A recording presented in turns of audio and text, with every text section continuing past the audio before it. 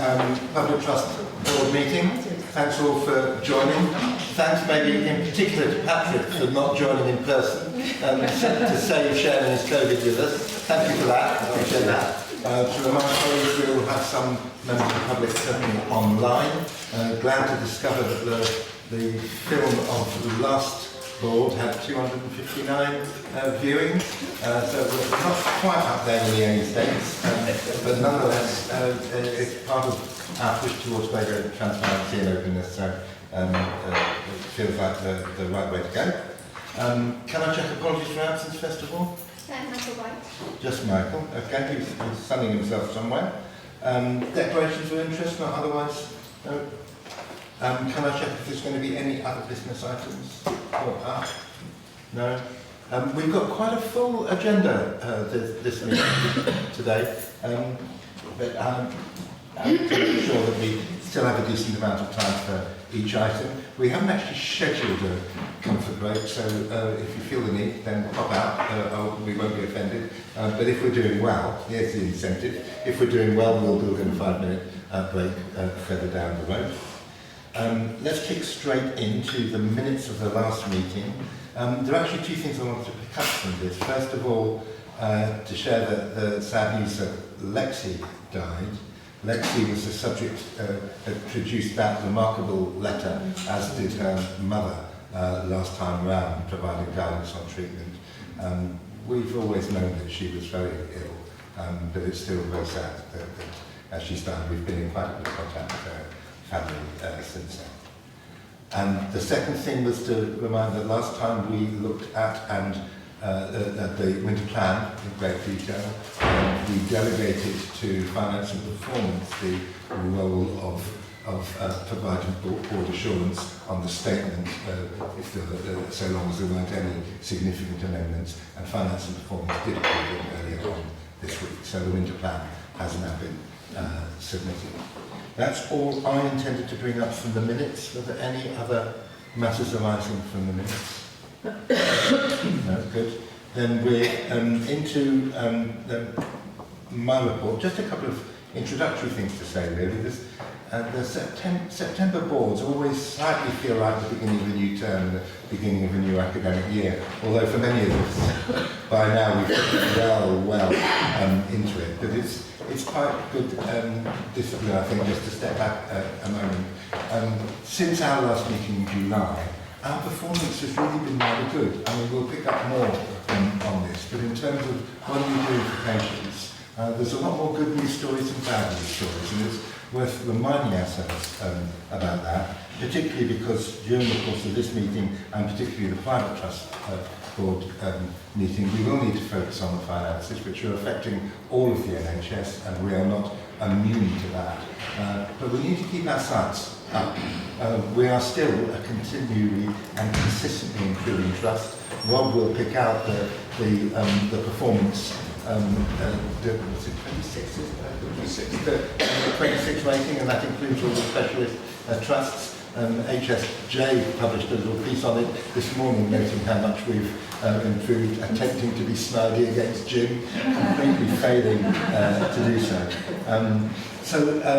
It's a funny kind of mood we're in September, but we really need to make sure that we remind ourselves of the consistent, continual improvement in our performance. And the one other bit I want to pick out before inviting any comments or questions from the Chair's report was the Great North Run event. I thought it was lovely. I love the fact that there were nearly 500 runners running on our behalf.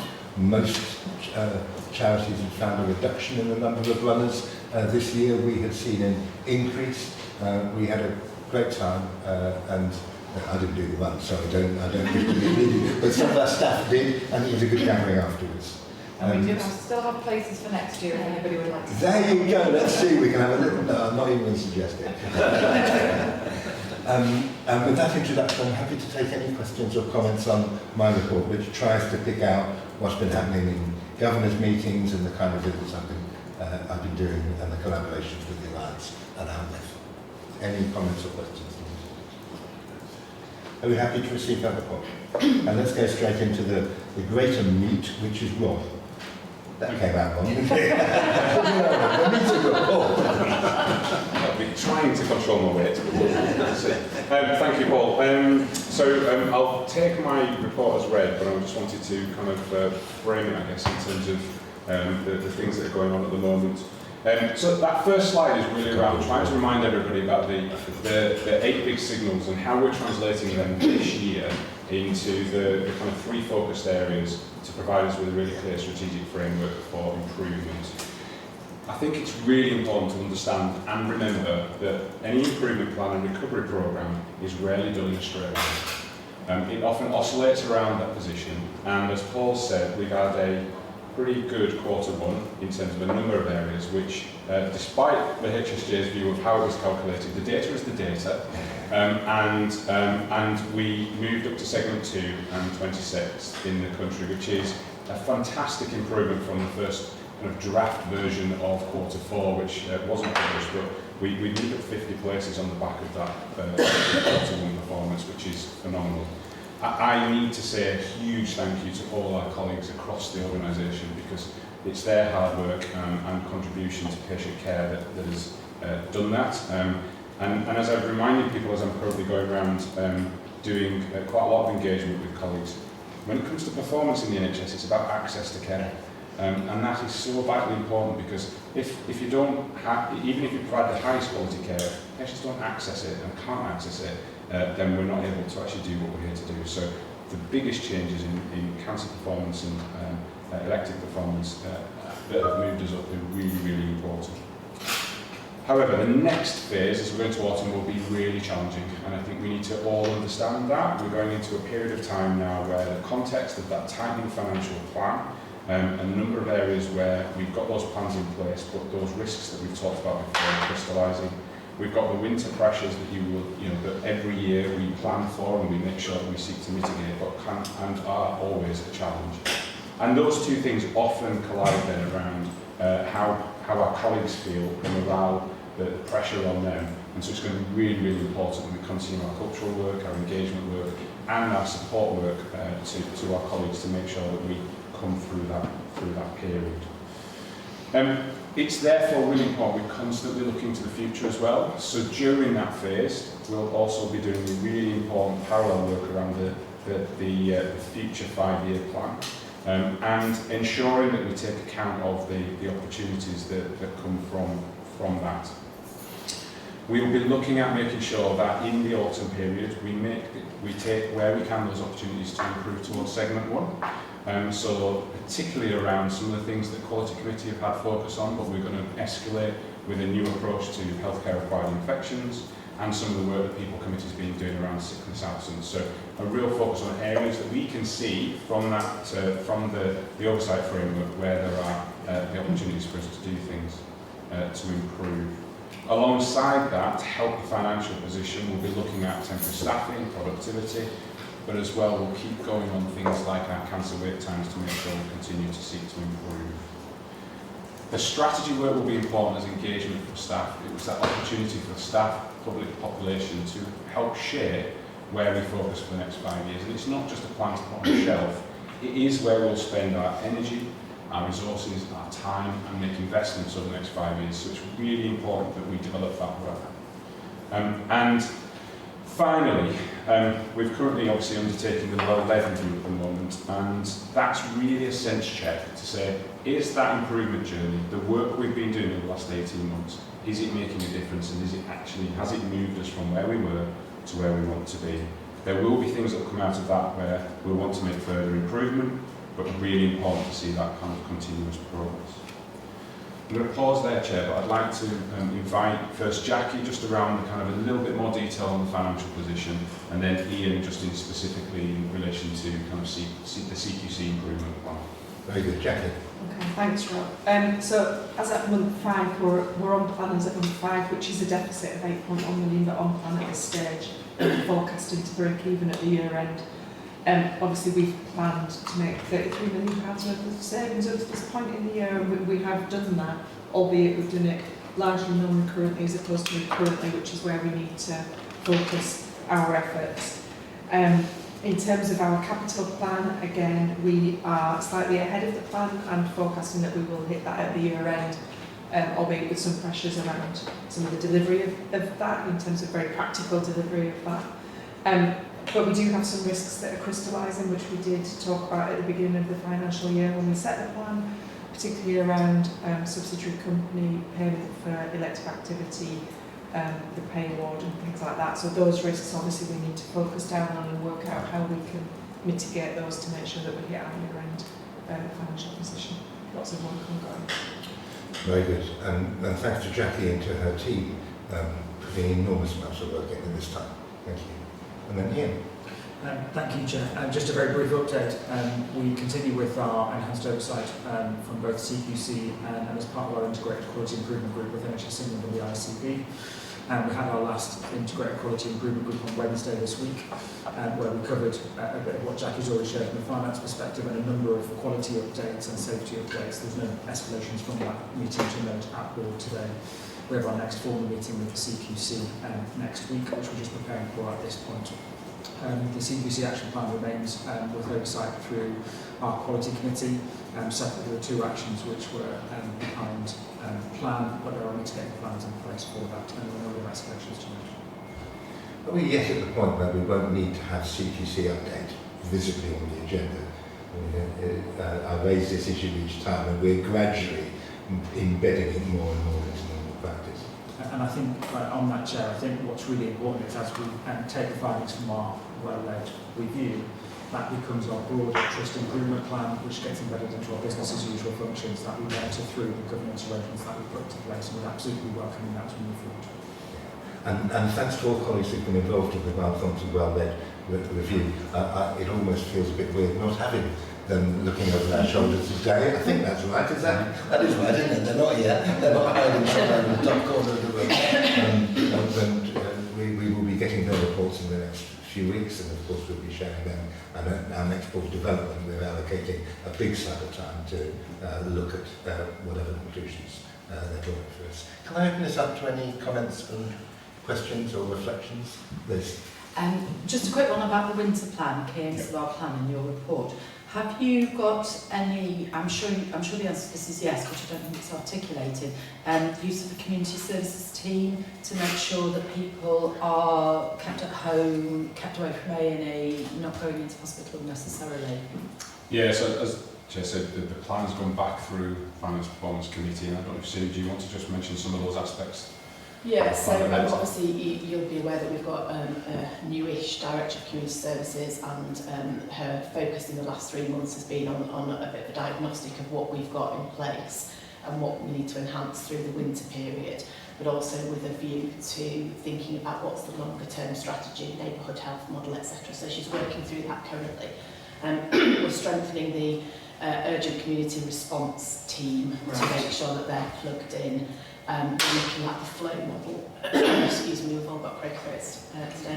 Looking at the flow model across the hospital and how the integrated discharge team connects what's going on at back of house with the community. So it's work in progress, but we're looking at strengthening some of that through winter, using the winter monies. That's really helpful. Just while we're in winter plan, before I bring Anna in, progress with the staff vaccination. It strikes me that we've got 25 people here. It would be really nice if at our next board we were able to declare that as a board we've all gone through the vaccination process. Appointments are all open now because I'm booked in. Okay.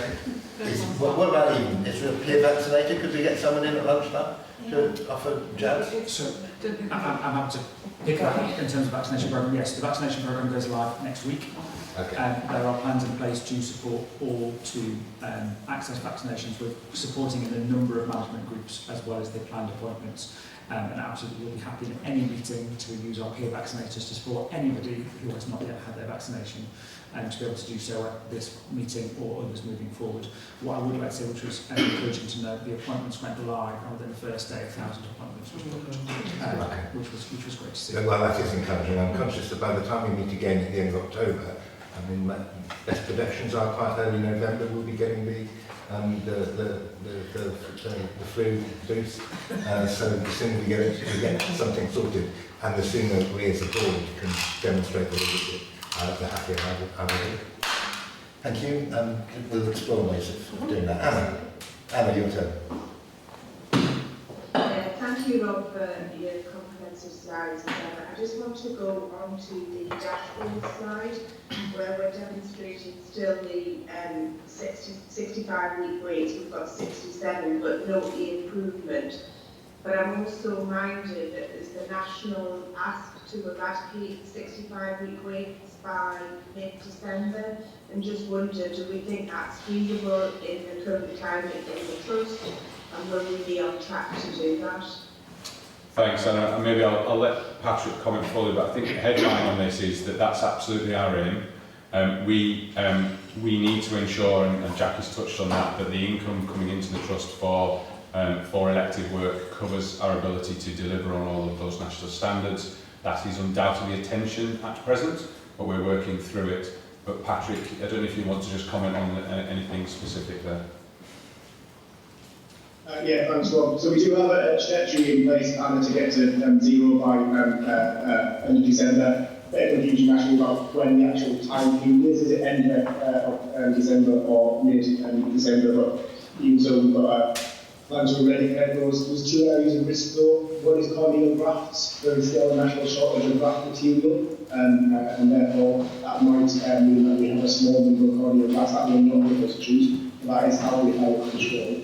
The other area of risk that we need to work through is spinal deformity. This has historically been one of our most challenged subspecialties. We do have additional staff in who have started, or will start next month, I should say, in October. So we just need to profile their elective activity over the next few months to allow us to see those patients as well. So there are a couple of areas of risk that we do want to try to address. That's great. Thanks very much. Thanks, Patrick. That's really helpful. Other questions? Yes, Phil. Just a general question. Changing national policy this year with regard to COVID vaccination, which we're not offering staff. It'll be a cause of, I suspect, of short-term illness. Will we be monitoring any potential increase in COVID-related staff illness in this period to try and inform future decisions? Who am I looking at? Michelle or Ian? I think both, yes, we will, is the short answer to that. I am concerned about that national steer, but yeah, we will be monitoring those numbers.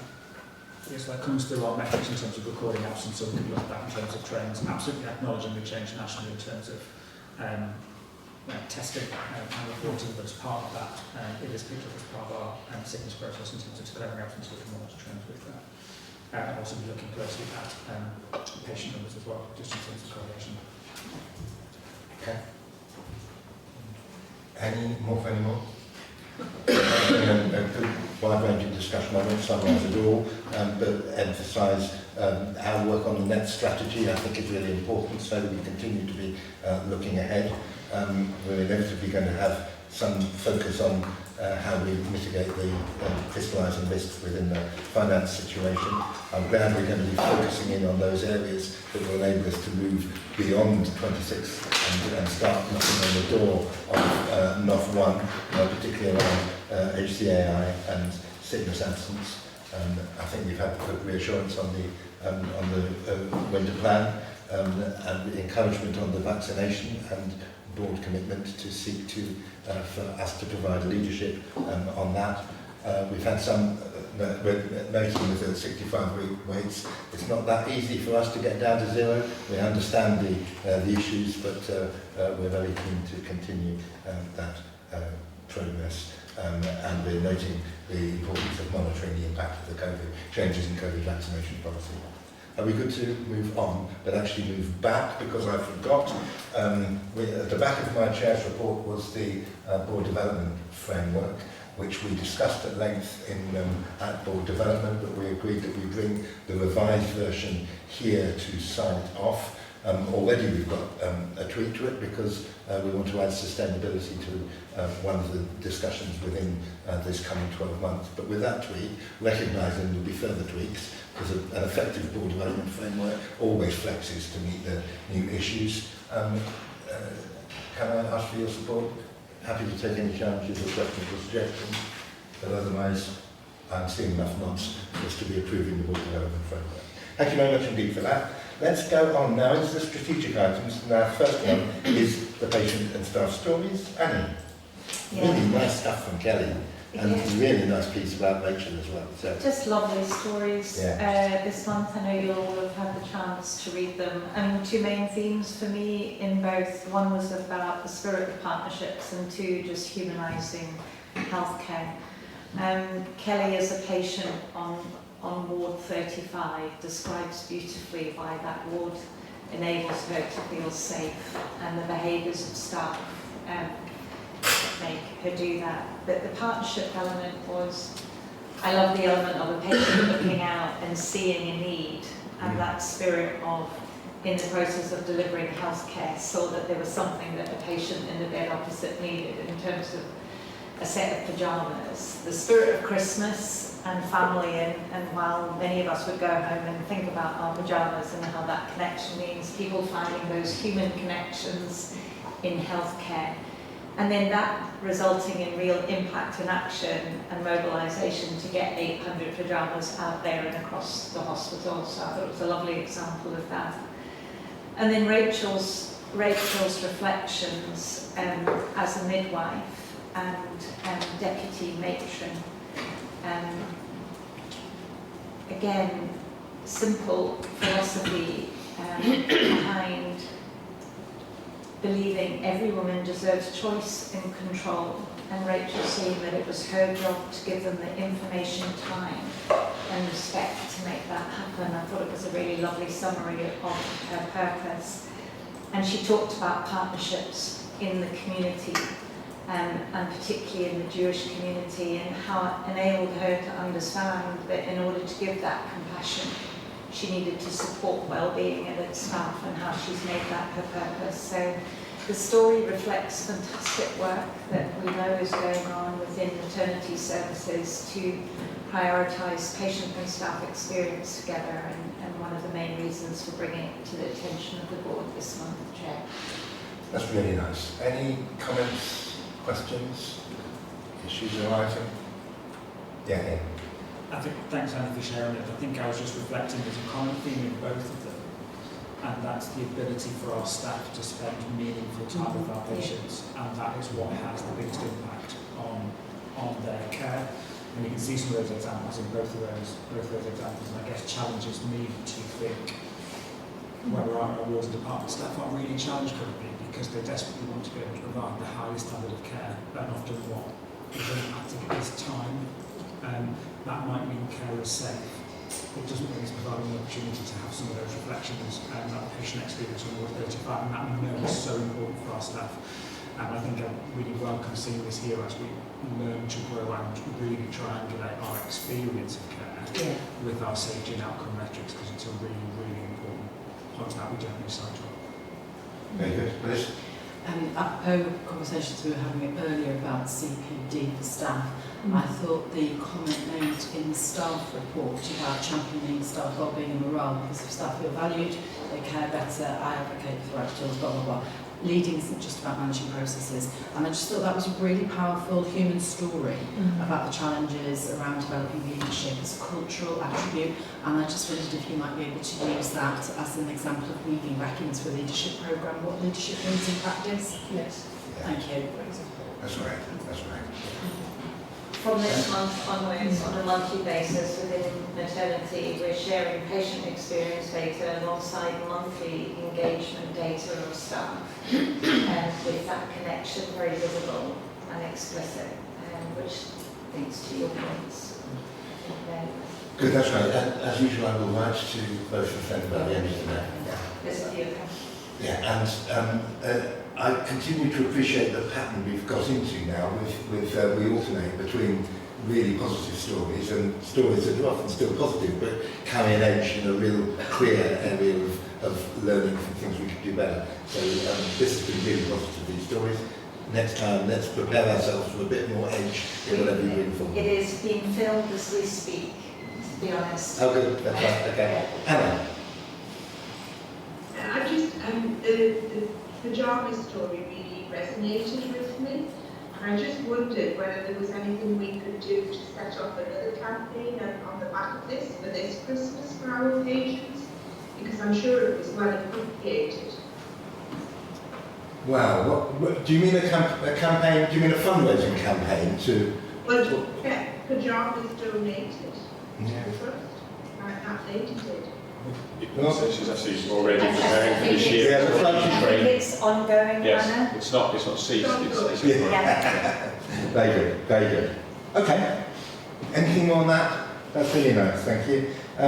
Staff survey, you're not being overly ambitious, are you? Aiming for 75%. And what was it this year? It was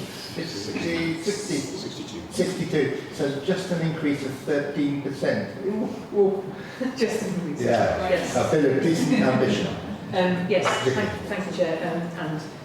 This is a joint piece of work led between the people team and team, and obviously supported Caroline's communications team as well. So the staff survey, the national staff survey goes live next Monday. That's a week earlier than last year.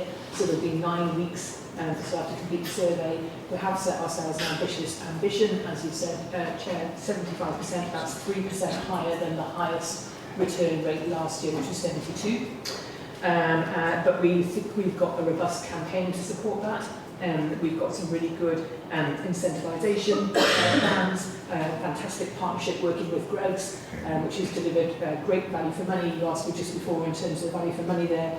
Last year, I think we spent on average £4.80 per head. In terms of incentivisation with Greggs, it's £2.85, which they can exchange for a £5 voucher. We've got some new branding. We'll have a weekly sit rep in terms of where teams are at. We will encourage a little bit of healthy competition in terms of prizes for the first team, whereby 3 out of 4 have completed the survey, because that's what it comes down to. I think the trick is for us all to be reminded that this is all of our surveys, so this is all of our jobs to help encourage and find time for people to complete the survey and let us know what you think. Annie, is there anything else you'd like to add? All good? Discussed the people committee? It wasn't me. It's sort of the way to get that 75% target, and I think it's not just about ticking a box to get people through the survey. It's about the meaningful engagement in itself. That we care, we value, we want to listen, we want to collaborate, we want to work with our workforce. So I think the incentives and the messaging is absolutely critical. And I guess the most crucial bit, as well as the incentive, is the evidence that we listened to last time, and we've been acting on the lessons we had. Yes. Good. Then we're asked to simply to approve or just to note. I think just to note on this occasion. That's great. Then let's move on.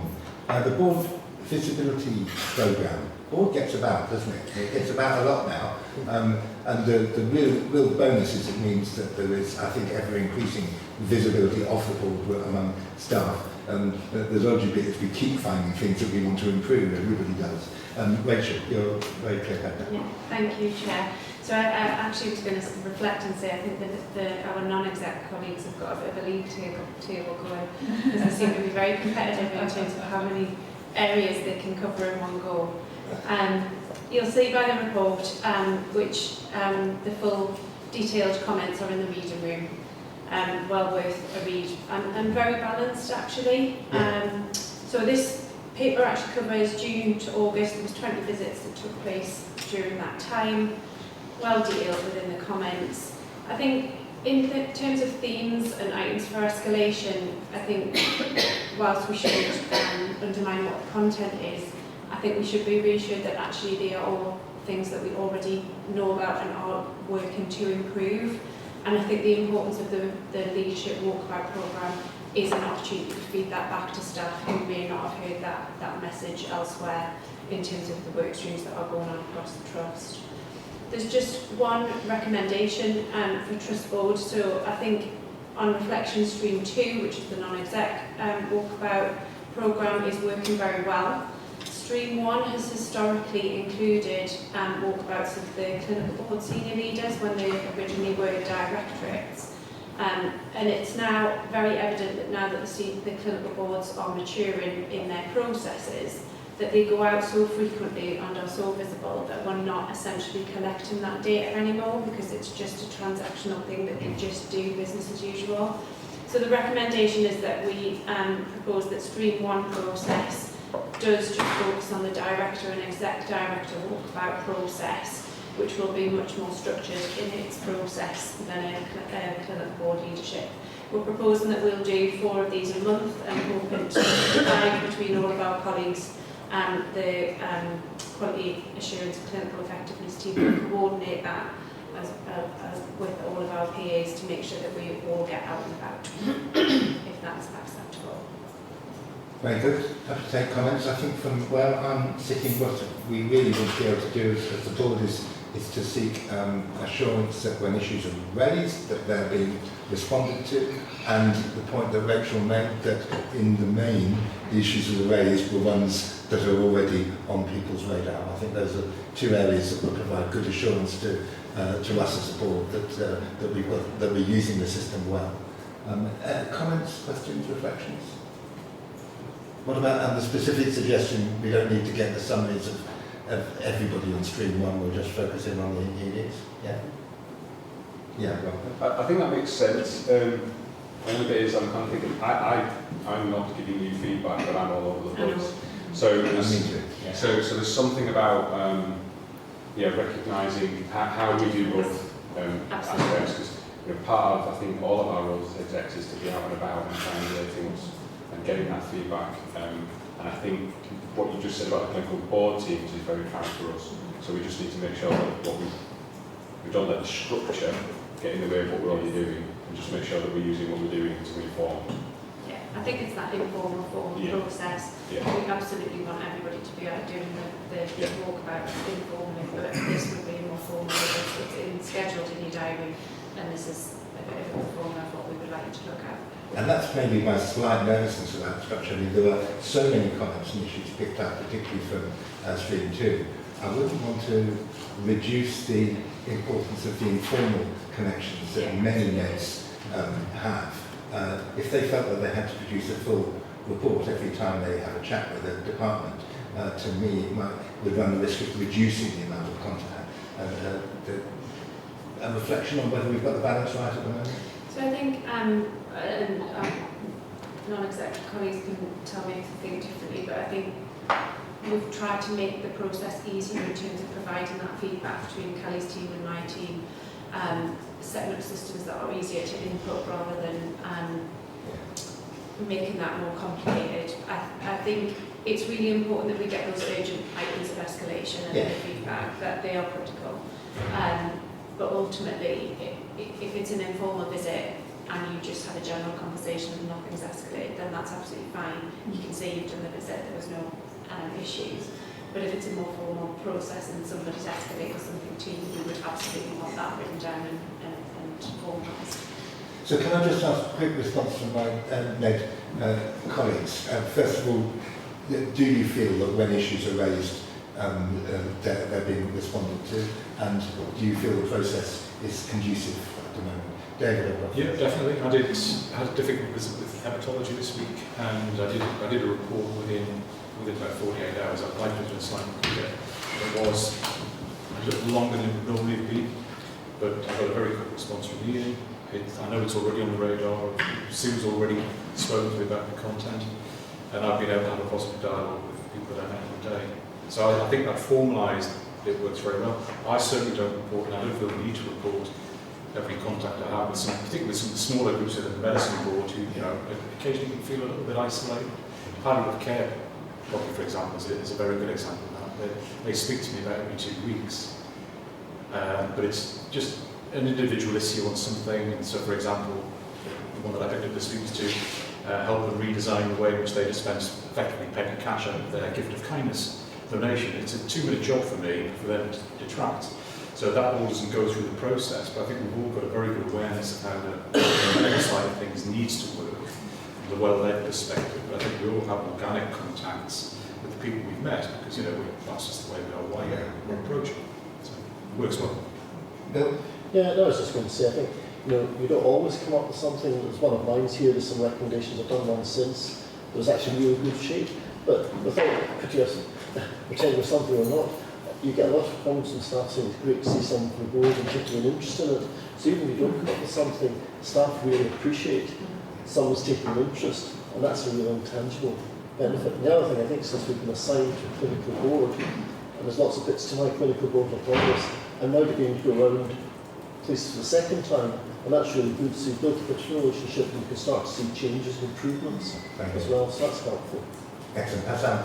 Thanks, Chair. I was just trying around expectations of colleagues. So when you go out on the board walks and you're asking colleagues what would you like to improve, and they give you suggestions, and then we provide them back, my view would be there is weight behind that, because even if it's informal, there's still a strong expectation, I think, from colleagues that we will have action then, especially if it's talking to board directors in their mind. So I think it's a tricky balance, though, isn't it? I mean, just because someone puts a recommendation to an ed who passes it on doesn't mean it has to be action. You know, there's a whole range of things that executives need to consider. I get that. And yet, yes, I had a reminder just on a visit just earlier in the week, Monday, and I attended an NDT meeting, and the staff were hugely grateful that we just took the time to go and listen and observe, and they were really thankful. So I think we can't underestimate the impact of us being around, whether it be executive or leds. The staff really do appreciate it. Okay, we're still appreciating the programme. I think we're reporting that we do feel it's clearly of great value, but it's also from the med angle being taken seriously by the executive. We're supporting the recommendation for streamlining the reporting through Screen 1, and we will carry on with receiving these reports with pleasure. Good. Ready to move on? And then into the sustainability update, always one of the treats from me, since part of my role is as board champion for Net Zero. So very, actually Vicky is the former board. I'm the non-executive board champion, aren't I? That's right. So over to Vicky to introduce James, or straight into James? I think James will go straight ahead. Yeah. Thanks, Chair. I've got a couple of slides. That's fantastic. Hello everybody, my name is James Dixon. I'm the Associate Director of Sustainability, for those that haven't had the pleasure of meeting. And I'm presenting here the annual report to the board around our performance around sustainability. So there are governance updates that you'll see. There are two documents that we're presented to approve. One is our overall SHINE report, which describes all of our progress to date on our strategic priorities. The second one is a carbon reduction plan, which is a requirement now of procurement regulations. Us as a big organisation, public procurement, we tender for works, we have to show that we are reducing our carbon and have a documented plan. So there are two documents that we're seeking approval. As well as that, there are updates around risks and strategic updates, which Chair has already mentioned. One of the recommendations is to dedicate a bit of time with that strategy review for next year. So the slides I've got is really, I just wanted to pull out, so there's the two documents on the side there that we're seeking approval. We try to include in quite a weighty document that takes a lot of time and effort of the team to pull together, a bit of an infographic. And this year we thought to try and represent all the work that we've done and achieved in a bit of a bridge with some jigsaw pieces, and we managed to get a tiny bridge in the back of there. So that represents across the broad work of SHINE themes that we have, what we've managed to achieve. And there's some great positive stuff in there. And then the ones that we've got people just trying to bring into the jigsaw are where we're still having challenges or still need to do that work to achieve our goal. So to a lay person's presentation, hopefully that will resonate with a wider audience. So I just wanted to pay particular attention to that. You've all seen the SHINE report. It includes some performance metrics that have got a lot of detail in there. Just wanted to draw to everyone's attention, our controllable emissions have dropped by 13% since we declared a climate emergency.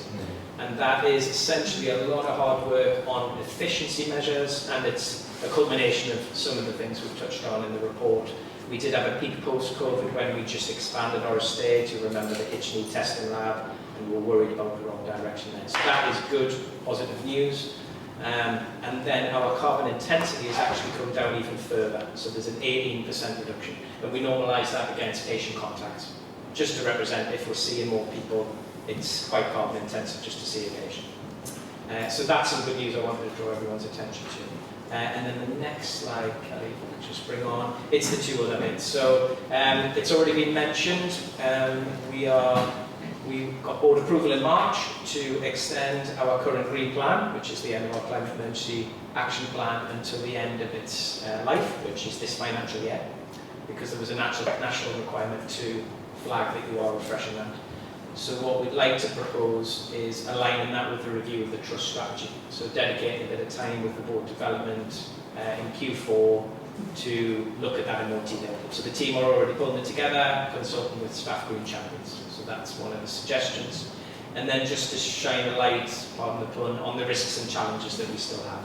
So there is a trust-wide risk around climate emergency that recognises the impacts on staff, health, but also our ability to carry out services. You know, when we have a heat wave, it's very hard to keep our theatres cool enough to have a list. It was quite close at Freeman a couple of times. So it's recognising that.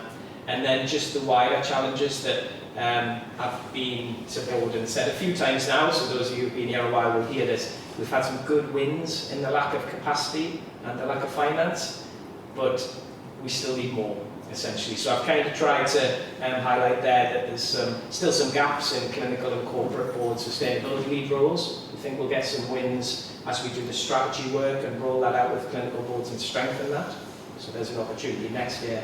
And the charities have been fantastic in supporting a couple of posts. A clinical lead for sustainability that we're out for interview at the minute. It's a one-year post with one RA, and then a full-time fellow that works 50% clinically and 50% sustainability. We've got one week out of that. On the finance front, I didn't highlight this in the report, but in finance and performance, Jackie rightly pointed out that we've had more money than ever in the last year in terms of external grant funding. So I did want to let board know that we have had some fantastic success in that the team have pulled in £42 million worth of external grant funding. So a lot of that is the last round of public sector decarbonisation scheme funding, which sadly finishes and is now a risk for us because that was a pipeline that we were going to use. And also charity support for the breadth of sustainability, not just on capacity. So that's good news as well.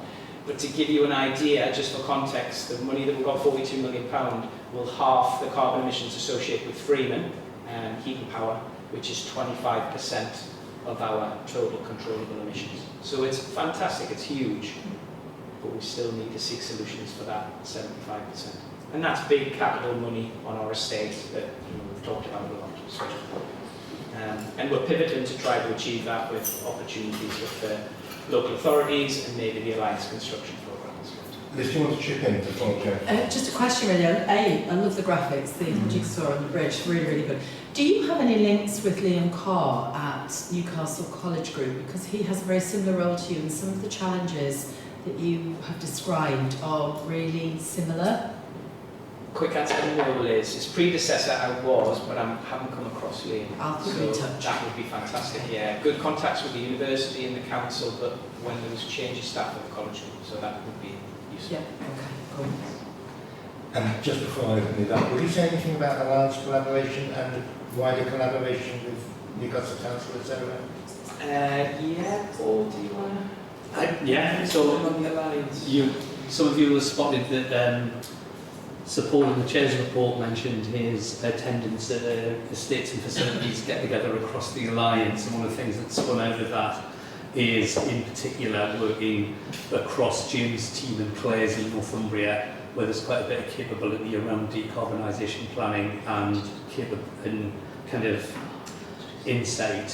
So we're looking at a shared post around how do we do that, and working with Northumbria colleagues to help Gateshead and North Cumbria, where colleagues have struggled to kind of get to grips with some of this historically. So some information around how the whole alliance works and then what we do about it is kind of the order we're taking in it. And certainly the 4 estates and facilities directors, as some of you will know from the committees in common, one of the work streams prioritised for estates and facilities is our net zero response to climate emergency, because there's things we can do together.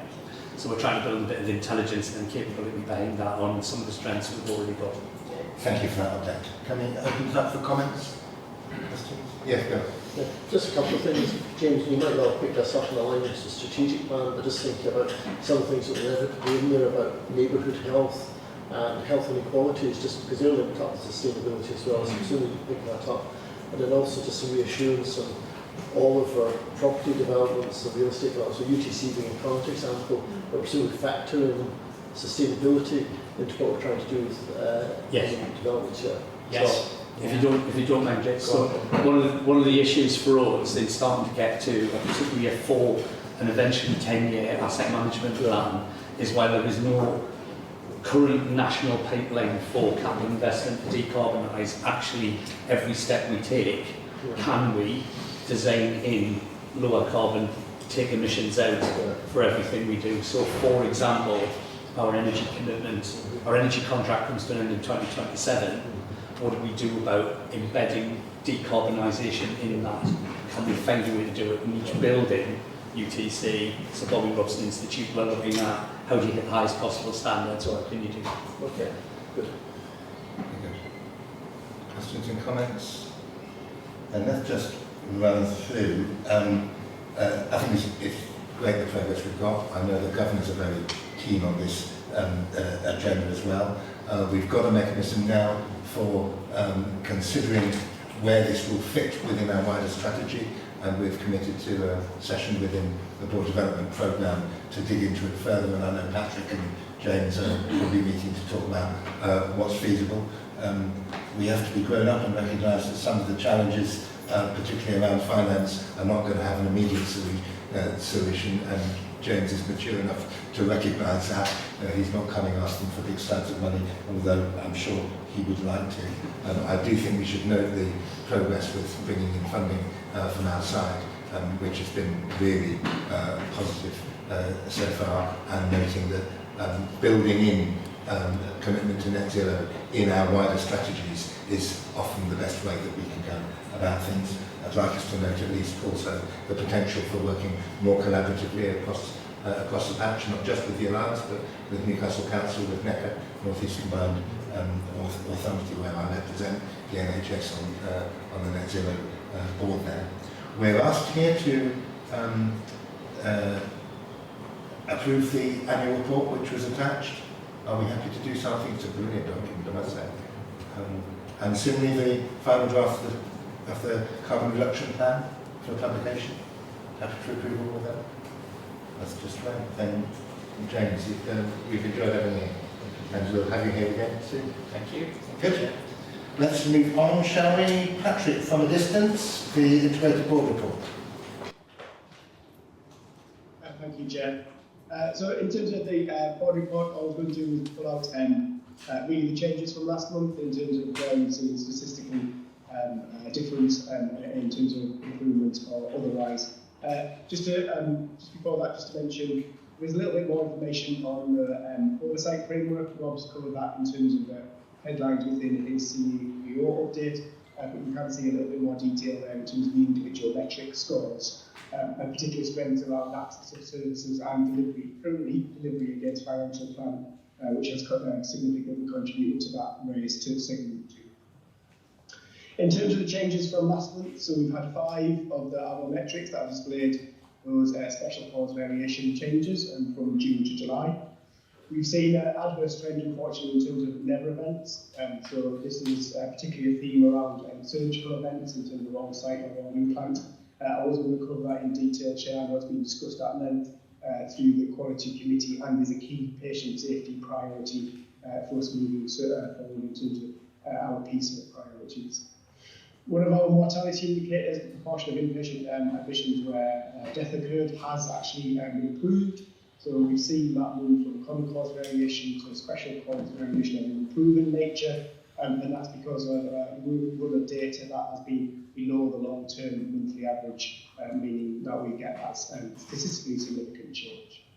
We've seen a slight blip in terms of the BSOPs initial triage, so that's the maternity triage, which has moved from special cause variation of an improving nature to common cause variation, but you'll see in the report that a number of the other maternity assessment metrics continue to be either improved or be maintained, and I'm sure Jenna will cover that in the perinatal surveillance report later on in the agenda. From a performance point of view, we now have 5 of the 7 performance KPIs showing special cause variation of improvement nature, which is of improvement nature or has improved. So for AME, arrival to admission of discharge. The floral target has displayed special cause variation of improving nature, a very good month in July, 79.3%. We know that has been more challenging since July in terms of ED performance. It's noted in the medical director's report, and we know that elsewhere in Action and indeed in the country, it has been more of a challenging period in terms of ED performance over August into September. And finally, just to say our cancer 31-day diagnosis to treatment standard has shifted, has had a positive shift, because it's moved to common cause variation rather than special cause variation of a deteriorating nature, and so it's stabilised, so to speak, due to the improvements that have been done there in terms of particularly around staff recruitment, overseas recruitment, etc. And now that has significantly brought down, in particular, our waiting times for radiotherapy. So our average waiting time now is much less than the 31 days, which is contributing to increasing overall performance. That's what I'll do, Chair, not least because I don't think my voice will hold up much longer, but I'm still any questions. Thanks, Patrick, particularly recognising how your voice is affecting you. Anna, can I just ask for any comments from Quality Committee about the increase in Never events? I think it was discussed at Quality, wasn't it? It was, yes. We had a big discussion around that and the link to the NatSIPS 2 work that's just commenced, which is going to be our primary research priority. So we were assured that there will be work ongoing at a significant pace to hopefully address and improve performance around that point. Good, thank you for that. Rachel? So just to add to that as well, so that's a bit of a medium to longer term plan to improve the absolute embedding and monitoring of NatSIPS, but we've called a more regular meeting immediately with relevant clinical boards, particularly the surgical specialties, to just understand a standardisation of process now and to understand and the audit was already on all of the surgical checklist, but just so that we're more visible on those results and the particular elements that we need to focus on at this immediate point of time before we embark on fully embedded the PSAFE project. I'm grateful for that, Harry. And then I didn't want to labour the point, but that's really helpful to understand that. You know, as you talked about in the report, the target is 0 for the Never event. So just ensuring that there aren't any barriers to disseminating learning, because I think 3 out of those 4 events are in orthopaedics. So it happens in April. So you want there to be learning, but then it happened again in May. You want there to be learning, but then it happened again in July. And these are events that should never happen. So it's just to ensure that there aren't any barriers to disseminating learning. So when an event does happen, learning is taken from that, so it's not repeated in the following month. You're absolutely right on that point, Mimi. So that whilst 4 of them happened in orthopaedics, there were different teams and different leaders.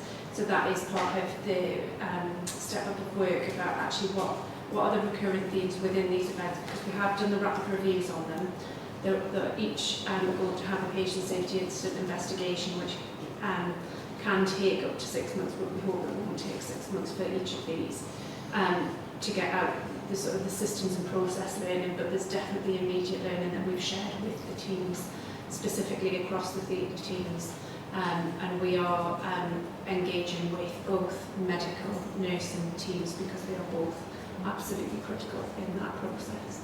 I think Rachel said a lot of what I was going to say, that just to highlight the huge amount of work that's behind it. So we've got the NatSIPS 2 programme that incorporates all aspects of what should prevent heart collisions and bruising areas. And that starts at some point, goes on until when they are out of phase.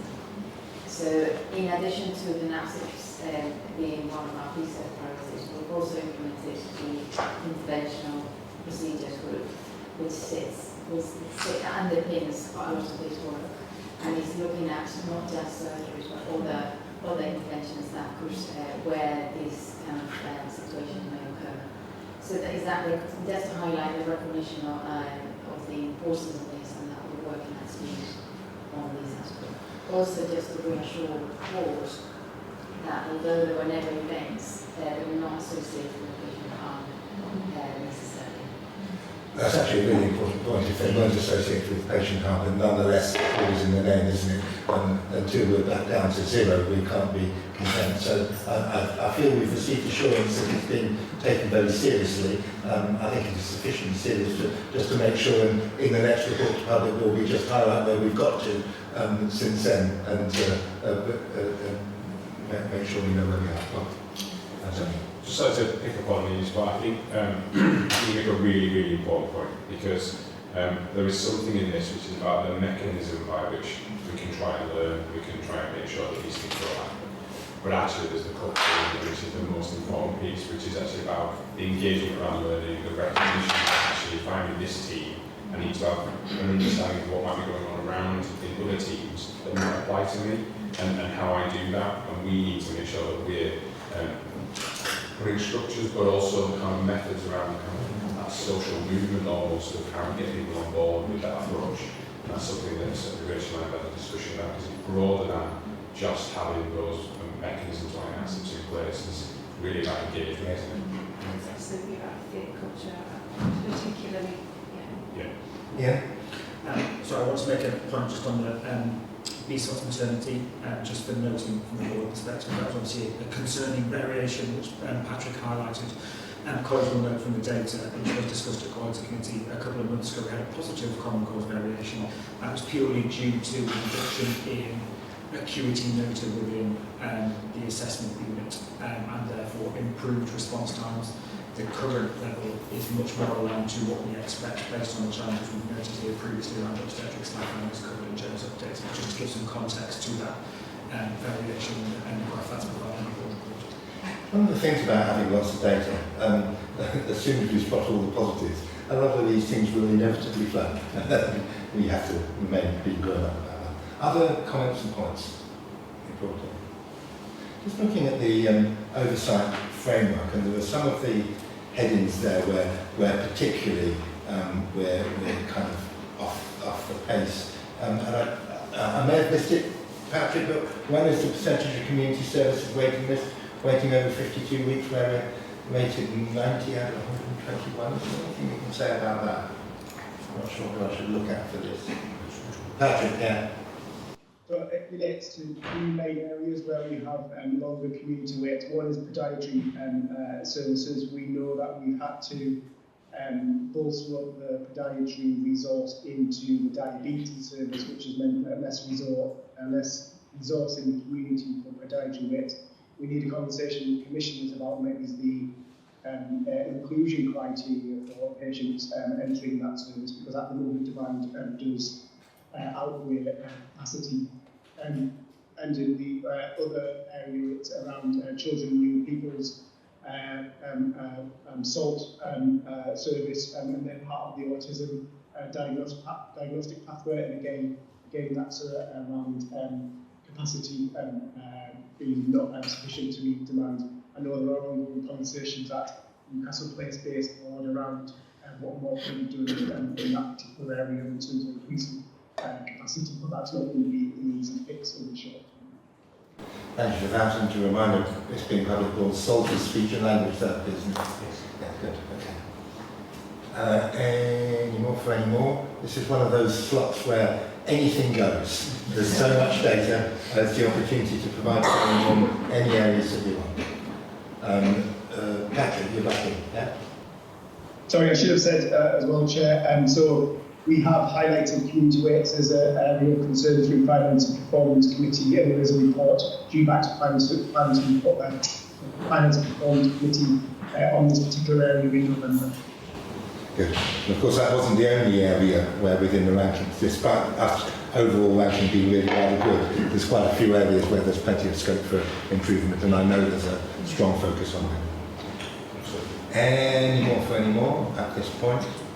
Then we're happy. Thank you. We're happy to leave that report. Now I just want your guidance. We've saved ourselves a few minutes. Do you want a comfort break, or do you want to use that time to be a little bit more shoulders relaxed as we go through the rest of the agenda? Any views?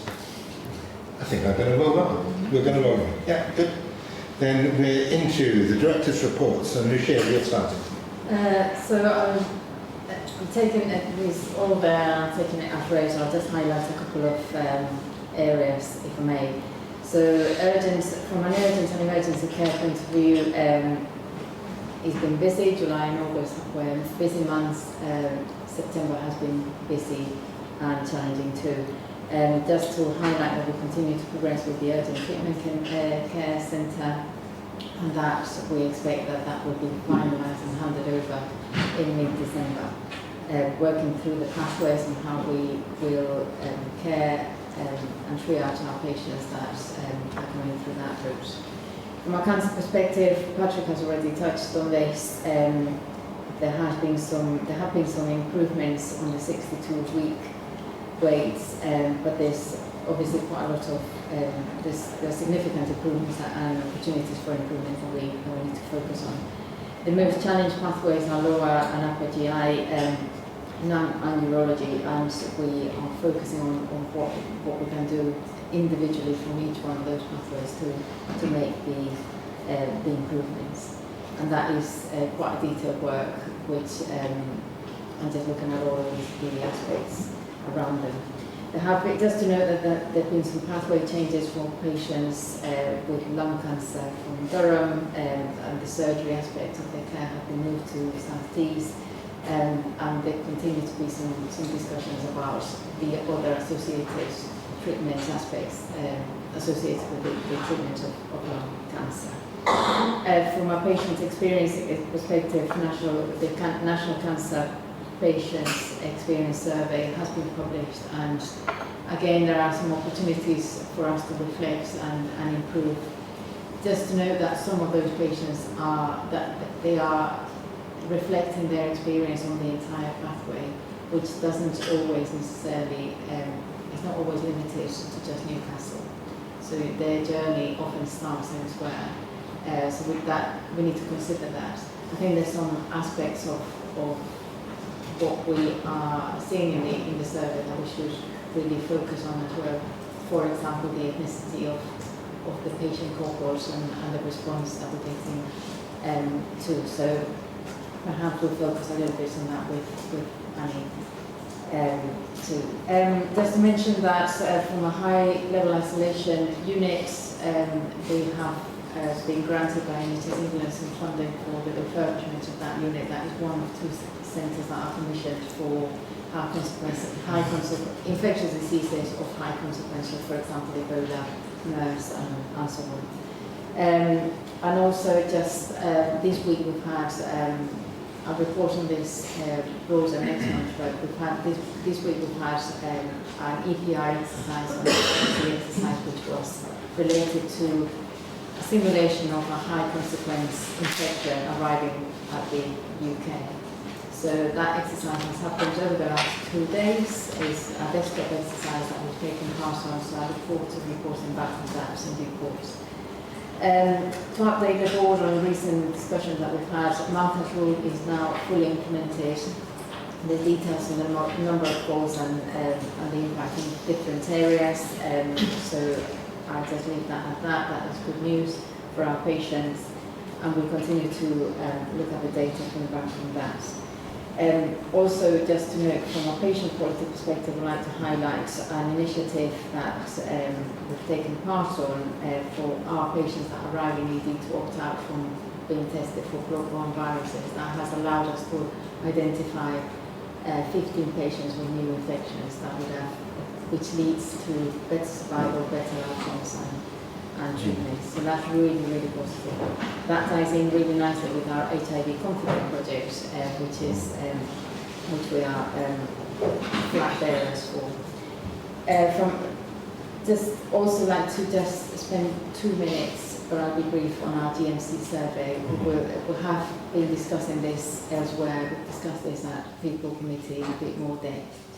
We've received the GMC survey. This is trainees and trainers survey, and the response rate from trainees was about 66%, I think.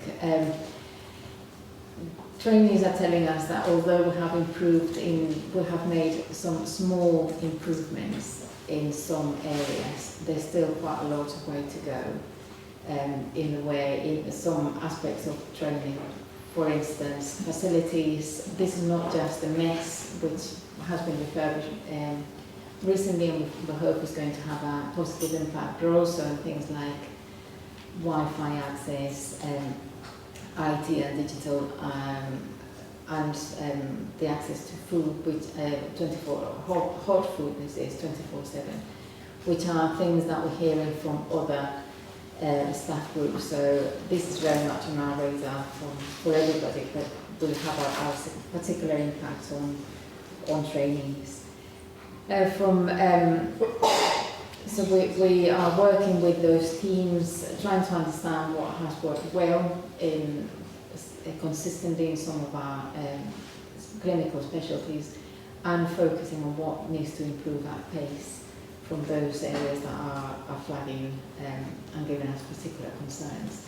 There are some reports of, although limited reports, but there are some reports about bullying and harassment which have absolutely no place in these organisations. So we will also be tackling those in a stern manner. From a trainer perspective, the GMC survey came out before we made the changes to our job plan process and policy. We are hoping that those changes are going to lead to improvements in our next year's survey. The response rate was very low from a trainer perspective. I think that what the trainers were telling us is that they needed more time to train and more time to support our trainees. So we hope that with those job plan changes, we'll see some of those necessary improvements. That will in turn also reflect on the trainee survey. I'm happy to take any questions. Oh yeah, job planning. Yeah. No, forgot. Job planning, huge amount of work has gone behind that. We will provide a full report in October. We're hoping that by the end of the month we will have reviewed most of the job plans. Not quite 100%. There are a few individual issues that we are picking up with those teams and individuals, but we've done really, really well overall in terms of where we're at and our performance rates. But yeah, we'll provide a full report in October. Good. Let's save the discussion on job planning until October then.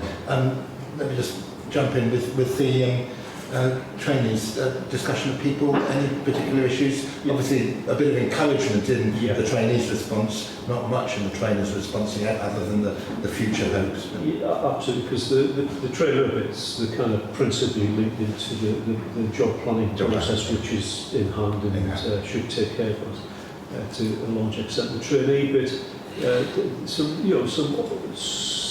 green shoots of recovery and optimism, and some movement in the kind of Shalford sort of ranking order. So that's good.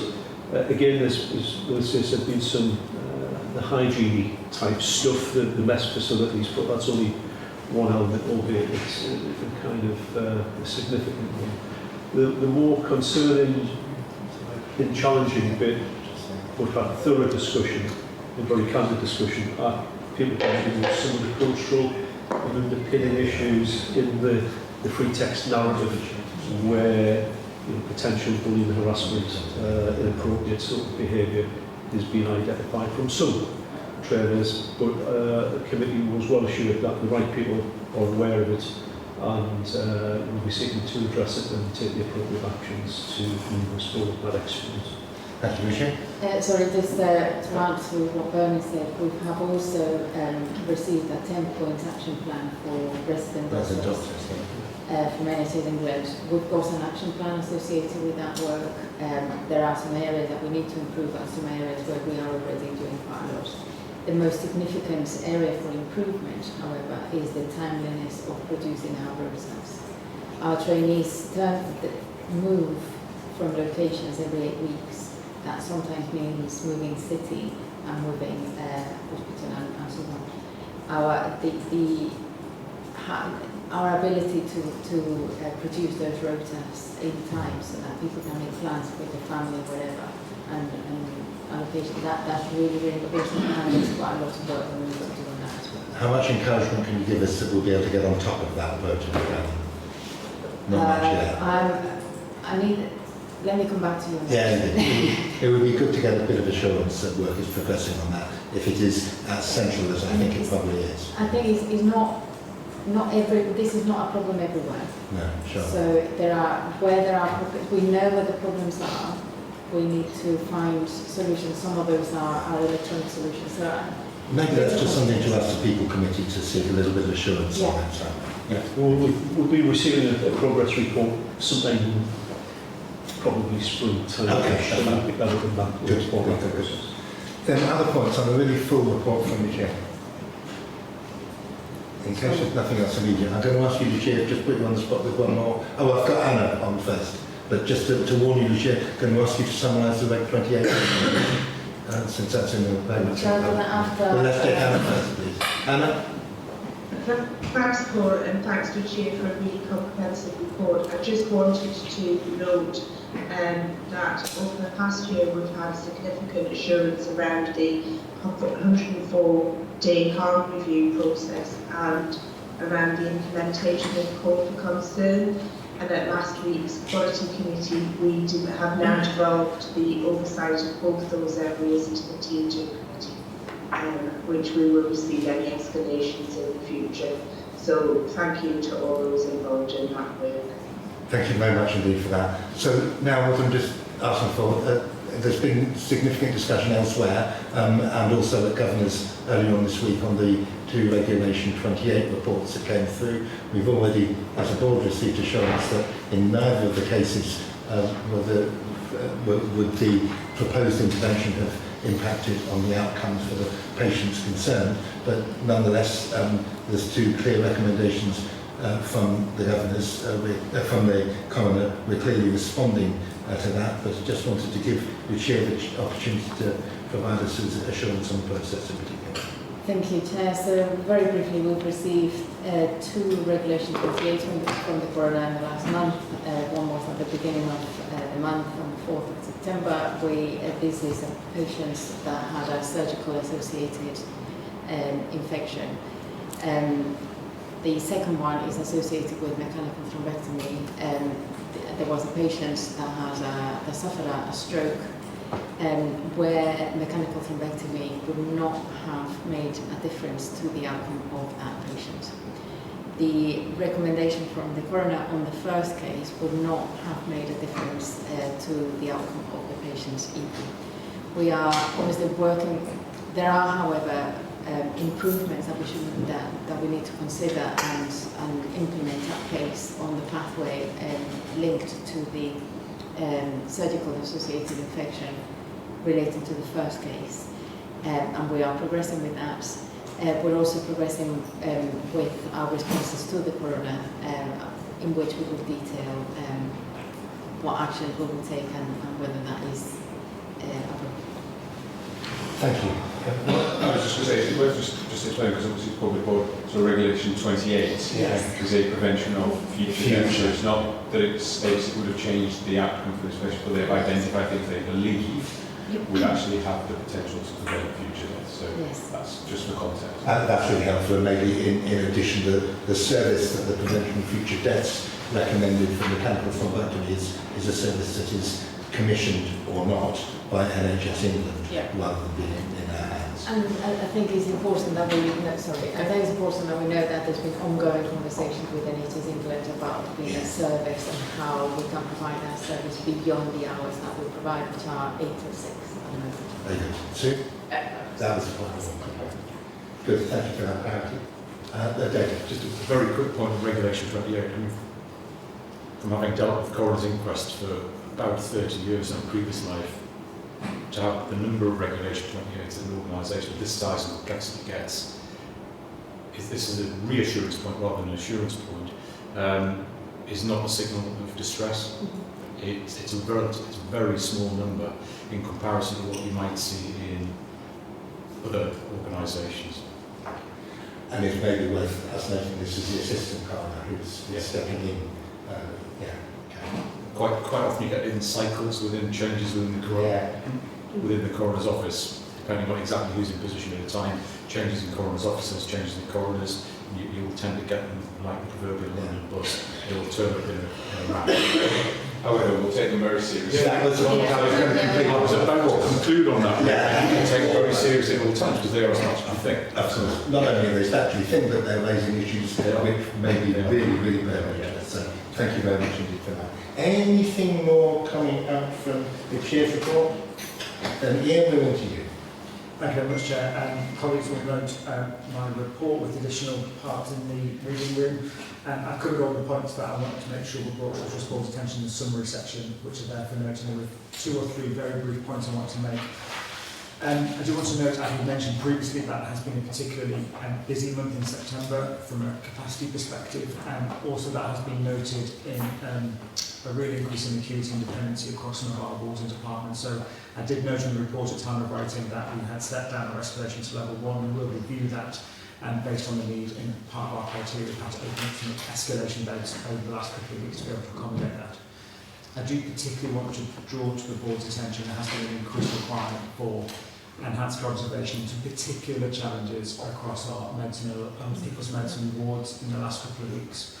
That Matron and Sister and Charge Nurse team have done an exceptional job in the last couple of weeks in terms of balancing some short-term sickness, increased acuity, and absolutely trying to maintain the highest possible standard of care, and I want to commend them to the board for the work. Why do you think it's gone up so much?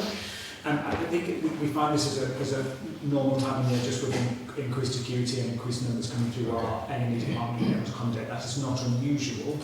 I mean, our peaks and drops, it just happens to have landed with some particular challenges around just short-term sickness absence and various others. But there's really good oversight and mitigations in place, but they have done an exceptional job in the last couple of weeks and continue to do that to balance those pressures effectively. I have just noted some concerns which have had a good discussion at our quality committee regarding our safeguarding teams. They continue to provide excellent service and are hugely dedicated to supporting the safeguarding chamber both internal to our organisation and supporting the system as a valued partner in our multi-agency work. There has been again an increase in activity that has been seen across all providers and across the system due to the sheer complexity. And by complexity, that is just some of the multiple factors impacting on safeguarding cases across the region. And that has provided some challenge in terms of keeping up to date with other aspects such as policy audits and policy review. Our commission just a separate review of our government system across safeguarding to see if there's any way we can make sure that's streamlined and as most effective as it possibly can be to optimise the time of those teams. That is noted as a risk on our risk register and is regularly reviewed. And finally, with our learnability team, we have shared a comprehensive update on our learnability improvement work with IQUIC, this week the Integrated Quality Improvement Group, and we'll do so with our CQC colleagues next week, and the details included within the report. I do just want to note some of our teams are doing some exceptionally good work locally in terms of improving the care for those with learning disabilities and the implementation of reasonable adjustments. And I particularly want to commend all 49 here at the RBI who just recently been shortlisted for a Nursing Times Award for their work leading and the central environment into a high acuity area. So I missed that last sentence. So the Ward 49 have been commended and are shortlisted for a Nursing Times Award for how they've implemented a sensory environment into a high acuity, a high intensive care area. And obviously want to wish them well later in October for that award ceremony. But again, whilst there are challenges and work to do, it's important to note some of the excellent work on individual awards as well. And happy to take any questions on any of the summary points I've noted. Thank you. Who wants to come in? As ever, this has gone through various committees before, but I'm sure we're going to note and thank the extra effort from staff in response to the enhanced observation increase and indeed the safeguarding increases too. Any other points to pick up? Then we're asked to just get it in front of me, to note the oversight of reporting and safe staffing, to note the risks and mitigations in relation to safeguarding, and to note the vaccination programme, which we kind of touched on before, at least in relation to staff. All good? Thank you. Then you've got our standard data, the Perinatal Qualities Surveillance Report and the MISS Progress Report. Jenna's online. Oh, Jenna's online. Fine. Sorry, I haven't spotted you join Jenna. Jenna, over to you. Yeah, a little bit of stealth at times when required. Thanks for giving the time for the perinatal quality surveillance report. As you can imagine, September's been incredibly busy within the maternity services, and that has been exacerbated by the amount of scrutiny and the support from the regional team in terms of some of the national transformational programmes that are expected to be delivered in November. So in terms of the report, apologies, it is again a comprehensive report. It is reflective of the amount of scrutiny their services are currently under. Hopefully the summary section of the key points bring out the salient points, but there are just 3 points to touch upon. The first was around the stillbirth alarm on the North East North Cumbria Clinical Indicators dashboard. As the report outlines, we have demonstrated through further analytics that this alarm is not a true alarm and is as a result of duplications. But I am concerned in terms of the reputational risk of that continuing alarm that is visible on both the regional and national maternity dashboard. The second point is in regard to staffing. As you'll see from an overall perspective, the service has been in a relatively good position with 6 months staffing deep divers in the reading room to provide additional data assurance. We are working with Periops around the post-operative period in terms of some mitigations to support safety in response to patient safety incidents, and the ongoing work around Birth Rate Plus to support compliance with Safety Action 5. The obstetric position remains fragile, particularly from a fetal medicine perspective, but the elements from the RCOG guidance in terms of locums and compensatory rest are compliant from a trust perspective, so we are compliant with Safety Action 4. And from a neonatal perspective, the medical staffing is in a really strong position, fulfilling the requirements of BAFN. So from a staffing perspective, the service remains in a relatively strong position, albeit some work required regarding Safety Action 5. And apologies for the rather comprehensive recommendations within the report. They are based on the technical specification of the maternity incentive scheme and the elements that I'm required to bring to you as a board of directors. Thank you very much indeed. Alan, I know this report's gone through quality. Anything you want to bring to us? Yeah, no, we were very pleased with the report. I think the ongoing safety alert, we had a discussion and wondered whether as a board we needed to just really up the ante with the national team around trying to rectify this so that we come off that dashboard. So I think Ian was going to have a look and see if there was anything around that for, because it's been going on for a few months now, isn't it? And from a reputational point of view, it's not great. Ian, what's your view on that? Yeah, so we've absolutely noted that, and then Jenna, through her normal reporting mechanism, have also escalated that from an ICB perspective, which has been noted. We will seek to get a response to that, and then if required, I'm very comfortable on behalf of the organisation to escalate that further if required. Good. Okay, if it needs signatures elsewhere on the table, then you can assume you'll get it. Yeah. Okay, I'll come to your report in a moment, but let's just go through these recommendations. So there's a series of them which, as Jenna says, this is a reflection of the amount of formal reporting that maternity requires us to have. So she's asking us to evidence in our minutes that the safety champions are meeting with the perinatal leadership team and the partnership lead at least bi-monthly.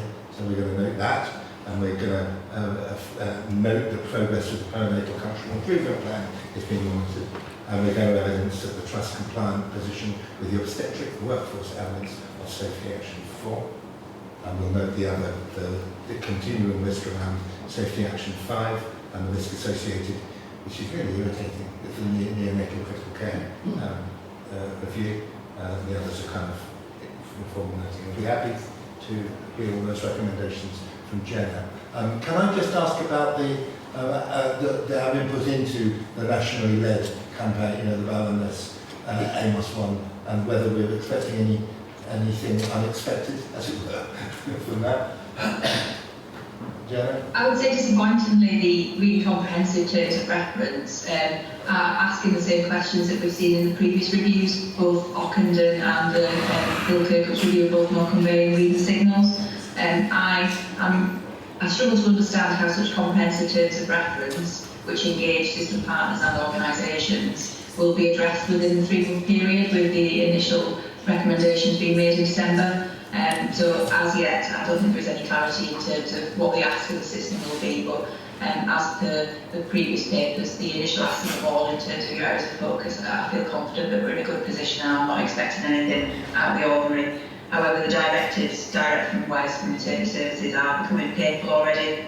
The regional heat map launches in November, MOS launches nationally in November. There is a new updated national escalation plan which will go live in December, and we're moving into a single point of entry for SPEN, which is for Embrace, CDOP and other notifications to NHSR, and that's going to go live in October. So there are significant pieces of work with no funding support to deliver going live within the next 2 to 3 months, and that's before we even receive the recommendations. It strikes me as ironic that one of the drivers of this has been the feeling that the local services being over-monitored and required to report more, and during this process they're just going to double the amount of reporting they have to do. So all sympathy to you, Joe, and your colleagues in this kind of process. What about the maternity champions report? Well, I think you say all sympathy to Jen, but also all congratulations and respect, because how they keep on top of the bureaucracy, on top of the service, constantly defies belief. I've just got 4 points I would like to raise out of my report. One, you'll see the first part of it is sort of a technical engagement with clinical issues through that maternity and newborn safety, the group, the safety champion group. And the report goes on to that very high level discussion about concerns and plans to engage with and improve EDI awareness and practice within the department. So as the maternity safety champion, I feel that I'm very lucky to have access to the really detailed specificity of what's going on and that broad brush approach to a strategic engagement. My level of engagement with the staff and the leaders of the department, from my point of view, is great. I'm welcome there, people talk to me very openly. I feel that issues are discussed with me and explained to me as a layperson, which is really important. And I think apropos previous discussions about visibility of board members, I think when you are engaged on a regular basis with the department, it creates that sense of familiarity and therefore willingness to speak up, speak out, explain, really very well, in my view, very well. So I take the report as read. I have absolute faith in Joanna's leadership, change management, and the work that she is doing to ensure that she understands what's going well, what's going badly, and what she's going to do about it. Any questions or comments to this? Phil? Well, it's more of a general sort of observation on it, and it sort of turns your question a little bit different angle. We know the national reviews are going to pitch at us, and so that's the expected. But it doesn't seem like as a day goes by or in the HSJ or in the media or elsewhere, there's something about maternity services in other trusts. And I was just wondering whether there are any features in those reports which we need to be picking up on to just test ourselves against them. Because sometimes they're sort of the left of field stuff. Jenna, any response to that? Anything we can be learning from the recent stories about other trusts? Always, so we do benchmarking against obviously QC reports from other providers, particularly obviously with interest as a level 3 service for surgical services. The lessons learned are really incredibly important for us. And actually thinking about the recent HSJ article from Leeds, it was around the funding was one of the points of interest in particular, and it's an area as a service we've been exploring in terms of how we're funded around ITU and low dependency care and transitional care, which obviously comes in a maternity tariff versus the SpecCom service provision, and actually financial disadvantages the organisation has demonstrated. So definitely learning from other organisations, open to always reviewing and benchmarking in the same way Next would against Nectar, etc. So both that internal and external benchmarking, but I think the funding elements are going to be particularly interesting in the coming months as the SpecCom services transition in the ICB. Thanks for that. Just anticipating the national results in about 6 weeks, which will also give us the breakdown of that data and how being reported, so we can anticipate those results. Okay, good.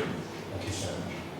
Great, then are we good to move on from maternity and internal and into the people plan? Vicky, are you doing this? You've got anything to do with that? Yes, I have to do that. We're embarking on year 2 of the people plan. Last year, as a reminder, it was all about listening and building the plan. As a reminder, there were 4 key domains. There was health and well-being, behaviours and civility, valued and heard, leadership and management. But this year it's critically all about the doing and how we link the people plan into the key priorities, strategic priorities for the organisation as well. So making a really strong, visible link to making it better for our colleagues on the 3 priorities for the year. In terms of progress, we have actually made quite some progress. So some examples of that, we're starting to build a team for the psychological support service for staff. We're in the process of recruiting over 300 mental first aiders, we've expanded our Freedom to Speak Up team. We now have 2 Freedom to Speak Up guardians sharing this role, which is really great. And we opened them on the board last month. And we've opened, our occupational health service have opened a self-referral service, which is going down extremely well with that. Lastly, we are transitioning our HR team into a people services function. This will be critical for the organisation in terms of improving the culture, where we will be able to embed our resources directly in the community boards to bring about a better effect. So that was just an update there. Thank you very much for that. Bernie, do you have feedback? We received a really good update verbally at the committee this week on the year 2 progression. That will come back through November with a bit more meat on the bone in terms of assurance and monitoring of progress. But as Vicky said, year 1, a lot of good foundations and sort of infrastructure in place. Year 2 is building on that and progressing on that, but with a particular emphasis, especially through the committee, looking for more evaluation and impact in terms of the outcomes that these changes are aimed at making. Excellent. Caroline? Just very important to say that the work that we've all done around Portodeo to inclusion and talking about becoming an anti-racist organisation fits very much in line with that. So we'll be incorporating those actions that we want to staff to work for us within the people plan, just so that we can coordinate that. And whether we'll start to see positive outcomes from that in the staff survey results in the future, knowing that these things take time to work their way through. Good. Anything more on the people plan? Okay. Then can we go into seeking the escalations from committee chairs, starting with charity, Phil? The reports are as written, President. Will you take any questions? Any questions or comments to Phil? Then thank you. Then let's move on. Digital data, Hassan. Likewise, I'll just take any questions. Anybody want to produce a challenge or question to Hassan? Quality Committee, Anna? Yeah, there was nothing from July's committee because we brought that to board last month. In the meeting that we had last week, there was one area that I just wanted to raise for consideration at the board. As you will be aware that we received assurance from the cardiac oversight group around the delivery of the original action plan related to the multiple reports, external reports and the CQC. I'd like to inform the board that the final action was signed off. At the end of August, we received a letter confirming the return of the rest of the training doctors with immediate effect, although likely they will not enter the building until next August. As the board will be aware, the committee was constituted as a NED committee because of the oversight framework. Now that we have completed that action plan, we look forward to consider and confirm their decision around whether they would like to step it back to an executive-led meeting at October's Trust Board, just giving us time to consider that decision, recognising that we have a subsequent action plan which covers all the cultural work and the value circle review that was undertaken this year. Thank you, Chair. Very good. Any questions or comments to Anna? Yeah, well, that makes sense. Ian? And just to add to Anna's comments, in terms of that improvement group still would remain reporting into our quality committee at this time, so that governance reporting would remain the same in terms of oversight from the committee's perspective. Good, we'll have a decision to make in October, but it's pretty clear what that decision is likely to be. Good. We've had quite a bit on it already, actually. Yeah, Any other just in terms of this particular chair's report, which dates back to July, the chair was 3 points of note in there. Not a major concern, but a worthy note in terms of trust is still interpreting that and awaiting further guidance nationally in the Supreme Court's judgment in terms of the changes of definitions in the Equality Act related to sex and gender. That's work in progress, and that will come back in due course. At that point in time, we were anticipating the subsequently had the resident doctor dispute, which is a little warning sign there that might not yet be completely out of the woods, so we'll keep a close eye on that. And at that point in time, our Guardian of Safe Working had highlighted us to the potential change in exception reporting for resident doctors, which had the potential for significant monitoring and resource impact on the trust. I think initially that had been due to come in around about this time, but as anticipated, it appears there's been some delay in that will come back in due course once we understand what we're dealing with. Thank you, Brennan. Anything new from the committee meeting this week? Not yet. Good. Then went to finance and performance, Bill. I think just following on from Jackie's briefing earlier, our financial position remains extremely challenging, but there's a lot of scrutiny work ongoing to address that at the moment. And interesting, at that meeting there was a report back from one of the clinical boards, and since then we've had a report back from another. There's varying performance. And the clinical board represented this week actually doing a really good job. And there's almost like Hawk and other boards now from what they're doing. So there's a mix of 8 clinical boards, isn't it? I guess you would expect.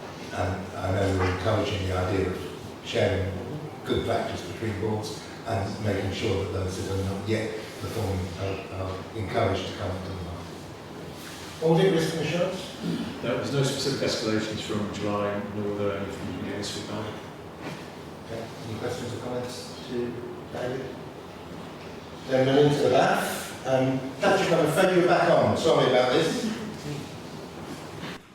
No problem, Chair. Thank you.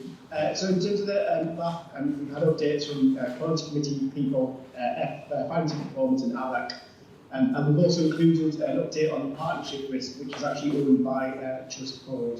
So I'm just going to pull out some key additions. I'm sure exec colleagues and committee chairs may also want to comment. We've actually heard around some of these things in the meeting today. So from Quality Committee, a number of actions have been added, including the implementation of NatSIPS 2 framework. And as we said, this will be the sole PSA objective for this year.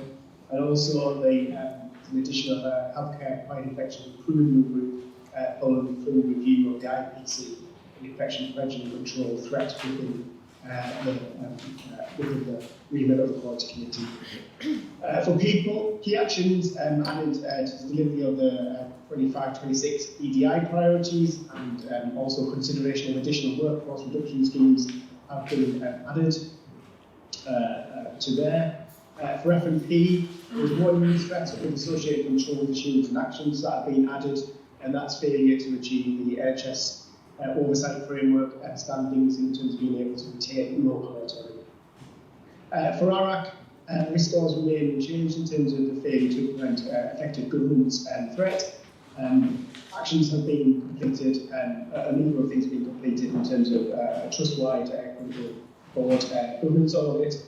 We've established the Access and Improvement Delivery Group to strengthen oversight from a performance improvement perspective and as board know, sign up of the insurance strategy. A number of new actions have also been added to start particular risk, which is outlined within the cover sheet. So just in relation to ID 7.1, which is owned by the Trust Board and due for review this month, and that's the inability to sufficiently influence priorities of key partnerships. So no, our risk scores remain unchanged. All aspects are on plan across all actions, and the threat assurance ratings are green. One new action has been added in relation to the shared chair arrangements. So the board is asked to approve the report and provide any feedback. Thanks very much indeed, Patrick. This, we all own it, each of the committees owns it, but the one wing that binds them all sits with AMAC. David, you've got any comments? Only to say that we are trying to harden up the BAF a little bit, in the sense that it's been quite unwieldy, but it's been very, it's been designed to pull everything in. And we're actually hardening it up now so that it's actually easy to use as a tool. Who's getting a bit lost in is getting very transactional. That's an ongoing piece of work, and we'll see that coming through, I think, over the next couple of months. Any comments people want to go on? I think, thank you, got lots of work. I mean, this is still really different to where it was 12 months ago. Just probably more current, I guess, and you just kind of working through things that we discussed earlier around financial position.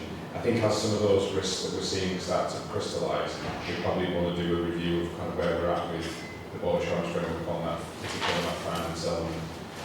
The board's clear commitment to doing everything we can to deliver the financial plan doesn't negate the fact we need to be really clear about what the risks that might be. So I think it's fairly clear, but I think what we now know is there's some material things that are happening in the external and the internal environment that means some of those things that we've got in here as a potential risk are actually becoming real.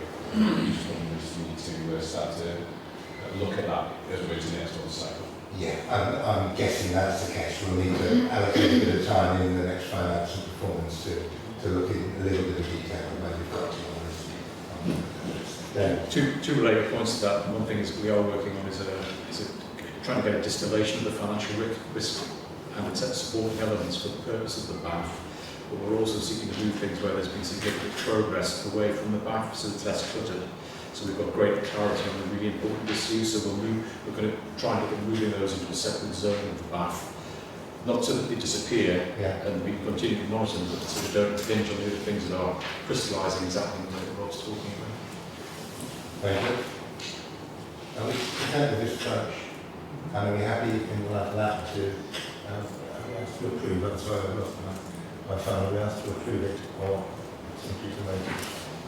Patrick, just remind me because I've lost the paper. Are we asked to approve? Yes, Chair, just to approve. Okay. Happy to approve it?